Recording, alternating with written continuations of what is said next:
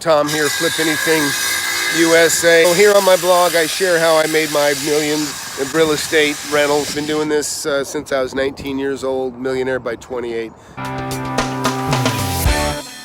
The 3 contiguous house deal right now. If you've been following me, you know we're redoing this yard and this yard and then the one I'm at right now. I'm just doing the landscaping, getting these ready to sell. These are properties I bought for under $200,000 a piece, and I expect to sell them for right in there about $600,000. Right now we're just doing little touch-ups, and then I'm going to talk to you about the coronavirus as well. So right now he's going to make this little set of steps. We're going to do like a gravel thing within this green border. I'm going to put in a pit barbecue here, and just want to get to these little touch-ups make a world of difference, like framing a picture, makes everything look better. And like I'm in the midst of selling several $1 million in houses now, and or a few million I should say, and I've got these 3, and then I've got 3 more now. I'm adding more to what I'm selling. So the coronavirus stuff, the stocks dropped. I don't have any money in stocks. My stock is on my shelves. People don't want to realize their loss in the stock market, so they're going to hang on to their money, right? Nobody, if stock market Dow drops and NASDAQ drops, 5%. If you just invested a week ago, and I know some people that did, just before it dropped, well, does that have an effect on you? Sure it does. They realize a 30% loss, and they don't want to realize it. So they don't want to sell, and of course it could bounce right back up as soon as we get some good news, which is what I don't like about stocks. It's, I like stuff that's tangible, that's worth, like real estate, okay, it's tangible. So let's talk about the impact on investors. So it made the market scary. Investors get nervous. Now, how it can affect us is in a positive way. They just did an emergency rate cut, 0.5 point on interest rate. Now you can buy stuff cheaper, you can borrow money for less, okay? And what's the other good thing is now real estate. Some people will soften up. I can tell you I've got a couple of offers out there, and I'm a lowballer. I lowball when I make offers. My lowball offer all of a sudden starts to look a little more attractive to those people that were asking maybe full value or a little more than they should have been asking. All of a sudden they're going, hey, you know what? I better sell this thing, especially you don't know what their situation is. That's a plus for you because you've got interest rates are lower. It also makes it easier for a person to buy your property. It's going to cost them less to buy your property. It means maybe they can pay more for the one you're selling. But most people don't have the nerve for task more. They're not considering the interest rate. They're just thinking, I don't want to get stuck. They don't want to go through a downturn and get stuck. I call it, I don't like the tail wagging the dog. I like to wag my tail. I don't like the tail wagging me. And that's kind of what can happen when things really get rough. But anyway, so I'm kind of mixing up the subject here, but I'm not nervous about this coronavirus. If you buy real estate like me, you're not going to be very nervous about it. I've got a lot of rentals. I still expect the income to come in from my rentals, and if somebody does have a tough time, then I'll lower their rent a little bit if I need to. I mean, I work with my tenants when I have to, help them out. But I think our economy is fine. It's super strong. We got a lot of people working. We got more jobs than we have people that can do them, sadly. But that's how that is. Like on this house here, you can see I got these guys, we're doing these little planners around here, just dressing up the picture a little bit. And, I'm not in any bigger hurry. I'm not cutting prices. I'm still very optimistic. I'm going to ask the max for these properties. Now, these properties aren't like some of my other ones. These are actually very beautiful. Look how big this lot is. From where that guy's standing all the way around here, I mean, this is an enormous half-acre. I say enormous, it's a half-acre, okay? Well, that's an enormous in a neighborhood that's within a popular city. This is quite big. So you can build a mansion here, right? You can build a very, very big home as opposed to being on a postage stamp size lot. What I'm doing is I actually just put an ad in Craigslist, and I'm marketing towards people that have cash. I'm saying $600,000 cash. Get the dream home site and buy it, and then you can improve on it later or hold it until you're ready to build your dream home. And I'm going to put fences here on this other side, and I've got these little highlight lights that I'm going to go on every other post or every 3 posts. Right now I'm trying to make it very clear to the people that buy my property, wow, this thing is huge. And that's why you see these little I got these planters going in, which I actually love these stackable rocks. They look great and they're easy to put in.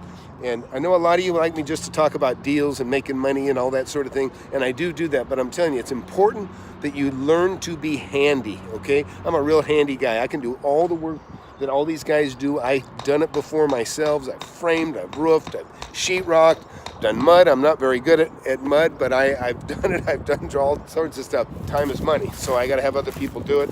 These little planters, they accent here, and what you'll see is I got this here, and it's just a way of just dolling it up and tying it into the planters that I put around the house. So you can take a look at this stuff here. This stuff is great, and I'll answer questions here in a sec. I saw somebody wrote something. And you can see I got pallets and pallets of stuff here. I was bitching about Home Depot. They cut my credit back. I spend $20,000, $30,000 a month at Home Depot sometimes. You see the stones going around here, and like again, he's tying it in here. And so I'm doing this around these trees here, and then I'm also doing it way over on the far end of the property back there. And that's just a way to let people know, oh wow, that lot is huge. It ties it together. They can just see how big it is. And then same thing over here. I got planters going around this house, and this house is not just, it's a shitty plan. It's just not a good plan. I don't like it at all. But the lot is amazing. Look at these trees. Oh my God. And that's why I got a fence post around here. It's got a separate building in the back. It could be an art studio for who knows who. And, let the people's imagination run wild. Inside the house, like I said, I'm not even going to remodel it. I put tile down. I spent about 10 grand on the floor. But I'm not gonna replace the kitchen and the cabinets, and I'm not gonna spend another 50, 60 grand. I'm just doing the minimum. I scraped the lot so the water runs off this one, and wait until you see the backyard here. And I always buy based on, I like a big yard, okay? The money's in the land. Land? Who doesn't want land, right? Well, I don't. But look how deep this yard is. This thing is so deep, it's crazy. It is a half acre, and when you got it as narrow as it is, and it's not that narrow, but it just goes back forever. And I've actually had some people favor this lot more than the corners, which I did not expect. Back to the coronavirus. Don't panic. It's an opportunity to make money off of people that do panic. People that panic, that want to sell quick, want to sell cheap. You can even put the fear in their ear by saying, worried about this virus taking everything down. I want to get something bought now while I have my money in my hands, or whatever. People will sell under market, with those feeling panic like that, and they'll make irrational decisions, and they'll sell too cheap. It happens. And at the same time, you got to be careful with your money, of course, and understand that cash is king. And when people get worried, because if you put your money in the stock market, right now you're screwed. You put your money in the stock market, and maybe your stock dropped 20, 30%. People don't want to realize that loss. They don't want to pull their money out. They don't want to go cash in their stocks right after buying at the top. So what they're going to do is they're going to not look at it. They don't even want to look at it. That's how they are. People that have stock, they don't even want to look at it when it goes down. They like looking at it when it goes up, but they don't even want to look at it when it goes down. But I'm not a stock guy, so I don't like screwing with that stuff. Listen, so you've got a beautiful situation here. You've got interest rates a half a point lower than normal. Or, this emergency rate cut. And you may get another cut coming. And now you've got people nervous that are selling. They'll sell cheaper than they need to, or should. So you can take advantage of that. And you might even get some owner carried stuff. If you don't have my book, get my book, $10 on Kindle. The links are below.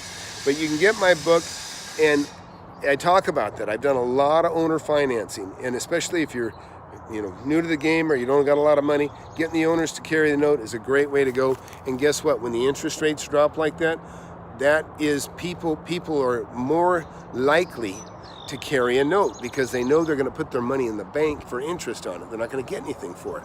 But you can give them 5% or 4%. And yeah, true, some of you that got great credit, you can go get a home loan right now, probably for 3.25%. But guess what? You can get a loan overnight if you let somebody carry the note for 4%. Believe me, you do the APR on a 3.25%, it's probably costing you a total APR of at least 3.75. So don't worry about it. If you can close something quickly and get somebody to carry a note, take it. Especially if you're getting a deal on the property. Take it. Make whatever deal. Guys, I just wanted to show you what's happening here. I got to go get my jiu-jitsu lesson. I do that every day. Not every day, but about every other day at noon. Listen, if you ain't got the book, get my book. Wake Up and Smell the Real Estate. This has got everything that you need to know. You make $1 million in no time. I promise you. I've done it, and there's no reason you can't. But it does take some effort. But it's not magic. It's just common sense. So, FlipAnything USA.